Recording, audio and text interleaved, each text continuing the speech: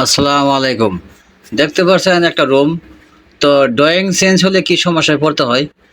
তো যে রুমটা দেখছিলেন এটা কিন্তু মাঝামাঝি অর্ধেক ভাগ করে ২ পাশে ২ টা রুম আছিল।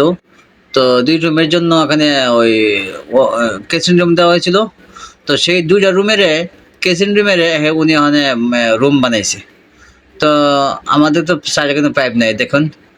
তো আমরা এটা কি করলাম, ওই সার্কুলার বক্স থেকে কাইটে এই দেন ছাদ কাইটা নামাইতে হয়েছে। এরপরে লাইন আমার কিন্তু ওইভাবে লাইন না নিচ দিকে নামানো সম্ভব না।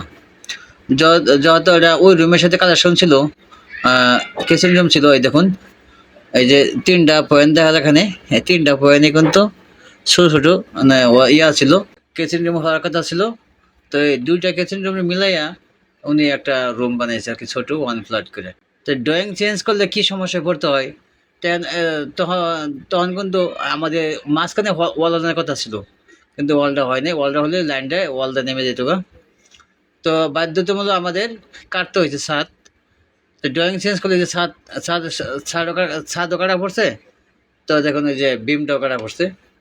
তো আমরা কাইটাই লাইনটা বানাইলাম।